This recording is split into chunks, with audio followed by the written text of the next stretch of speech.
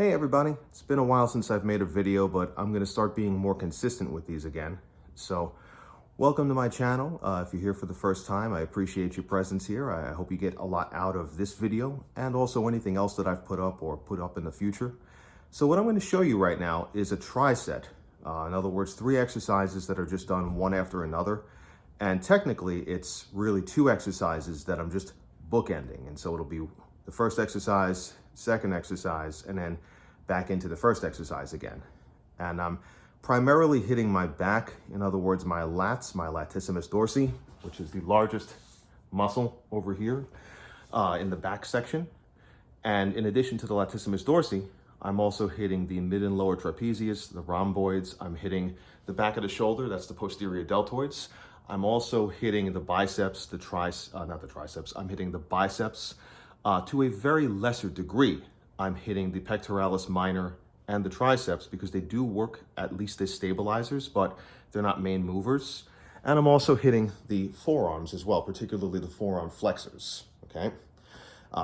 With all of that said, to a degree, this will be slightly cardiovascular on the anaerobic end because of the nature of doing the exercises back to back and trying to minimize the rest in between. If I stop between exercises, it'll really just be to catch my breath, but that's really it.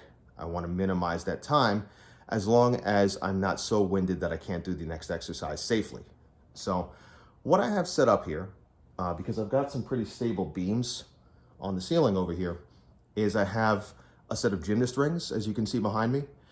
Whatever you've got at home or in the gym, if you're at a gym, clearly you can use a pull-up bar or something similar.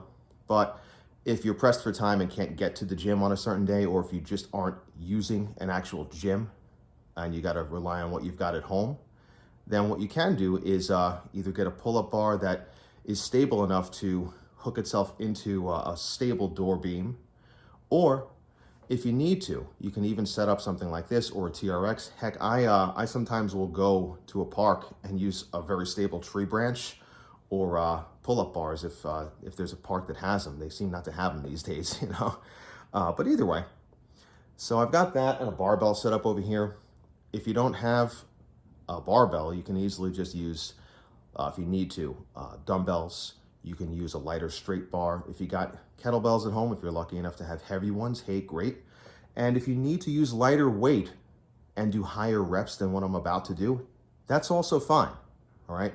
If you want to keep this more on the cardio end and still want to target the muscles I was just talking about, what you can also do, since I'm going to be doing low rep cleans on here, probably no more than 3 to 5 cleans when I get to it, especially because it'll be in between sets of pull-ups, which will already fatigue those same muscle groups. What you can do, if you don't have heavy weight like this, is do swings instead. In fact, I'll end up putting up another video that will show the swings as well. But you can grab yourself a light kettlebell or a dumbbell or a barbell plate, and instead of doing power cleans in the middle as your in-between exercise, you can do a high rep set of swings, which will exhaust the hell out of you and be extremely productive as far as combining strength training, muscular endurance training, and cardiovascular endurance training, all right? Anyway, so I'm gonna do pull-ups using the gymnast rings. I'm gonna max out on those and hit the power cleans right afterwards, probably 3 to 5 reps. If I'm extremely winded from the pull-ups, I might only get 2. I wanna make sure my form is dead on when I'm doing this, and I'd rather do less reps correctly than add a rep or 2, do it wrong, and injure myself, all right? But either way, pull-ups, power cleans, and then back into the pull-ups. That's my game plan here, okay? I'm maxing out, and because of the nature of the gymnast rings, there's lateral instability there, and so I actually am gonna have to work harder, not only in my lats, my shoulders, and my forearms, but also my core, all right? To a degree, my internal and external obliques, but more so my transverse abdominis, the inner abdominal muscles, and as well as the outer abdominal muscle, the rectus abdominis. All that's gonna have to work harder, and to a degree, my glutes, to stabilize my body and keep it from on a lateral end, on a sideways end, swinging out, and also on a forward and back, a sagittal end, swinging out while I'm doing this. My goal is to keep it slow, stable, and when I'm at the bottom, when I'm fully hung on this, in that low position, what I wanna make sure is that I don't start swinging and that I don't bounce or ricochet up from the lowest position, all right? So when I'm in that full position, an extended position, even if I need to stop myself from swinging, right? If I have to lightly touch the floor with like a toe, the very tip of my sneaker I'm talking about, to just keep myself from swinging, that's gonna make the next rep tougher because I won't have momentum. Momentum-based pull-ups are great. I'm just not doing them today. You gotta do it in context. If you're working for power, you can do plyometric pull-ups, and there's more of a ricochet involved in that.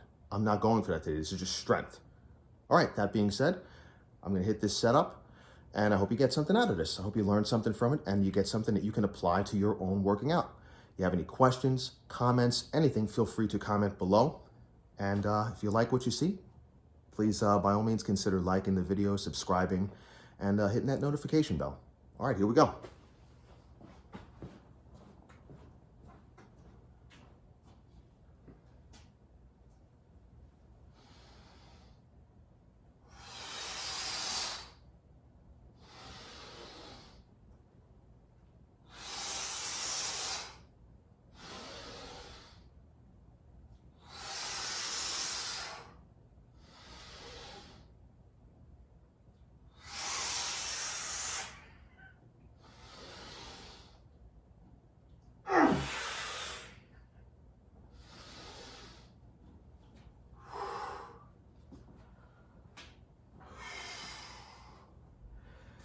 Just enough time to catch my breath and also make sure there's enough recovery in my hands, my grip, to not lose it on this.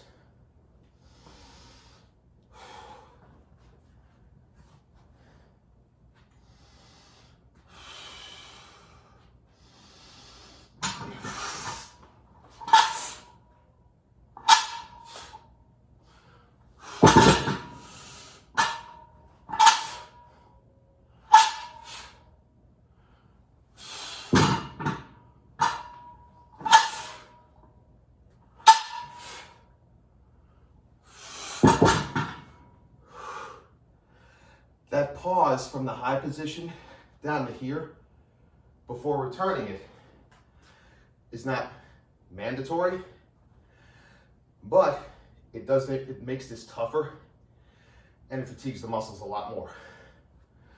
All right, back to the pull-ups. As you can see, I'm already breathing heavy. Granted, talking into this video doesn't help.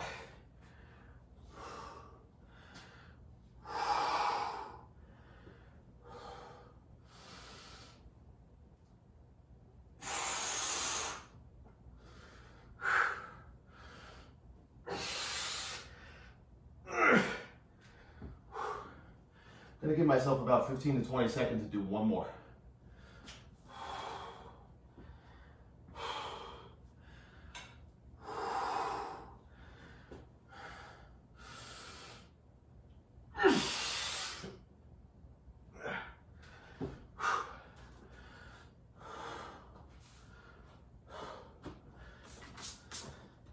All right, that's all I got, okay?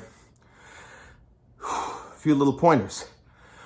When I'm in the lowest position, the full hanging position of that pull-up, I'm really trying to open up the armpit and lat area, all right? So I'm trying to really give that a bit of a stretch like that.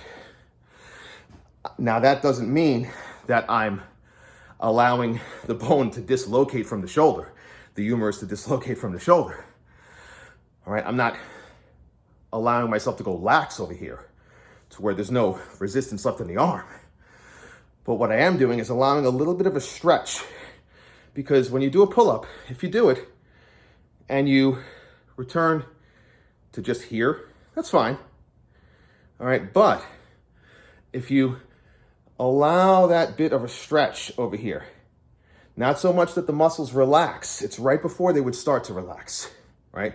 So they're extended a little bit, but even though the muscles are more elongated, they're still contracted. And then while there's still tension, you then come up nice and controlled. It makes all the difference in the world. Now, if you notice, I got the ring set a little low so that I don't hit my head against some of the stuff you might see, but there were also some smaller unstable beams that are going in the other direction, and I don't want to hit my head into that. All right, so I got it low on purpose, and that's kind of causing my body, because I got to bend the knees, to do kind of this a little bit. All right, so I'm trying to extend the hips to where I'm straight on. But on the way up, especially as it gets a little tough, my legs might, at the hip area, tilt a little forward. If it happens a little, that's all right. But I don't want to go into a full kind of jerky movement where my hips are really coming up like that, especially if I'm doing it fast, because then there's momentum being involved. And you're also actually taking a percentage of the resistance off of the movement momentum or not, if you're doing that. So if you have the ability and the height in a spot to get just a full straight hang in there, great. If you got to bend your knees, just minimize how much the knees start to tuck up a little bit. If it's just a couple of inches or so, that's fine. But if it really tucks up into a full knee tuck or L-sit position, while that's fine for working the core, it will remove some of the resistance from your exercise, because the plane of motion slightly changes, all right? It's just because of where the position of your body is, all right? And also, if you lift quick, you're then swinging yourself around, generating momentum, and in the process, additionally removing more resistance and screwing up the form. So anyway, try to keep it slow and stable. On the power cleans, you want to make sure you got a good breath of to have an explosive exhale when you're coming up from that. All right, if you notice, I had a pause at the top, pause in that low position, and then lower the weight again. Clean, I'm paused over here, bring it down, I'm paused over here, and then I lower it. Reposition my spine, and then do the next clean. Again, when I'm all the way up over here already, and I come down here, that pause over here, you don't have to do. You can go right into the position on the ground.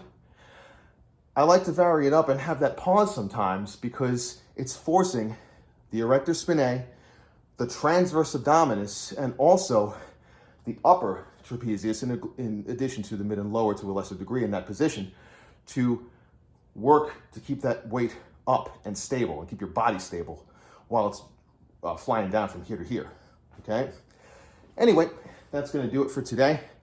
I'll include another video of a similar set with the swings instead of the cleans next time around as well.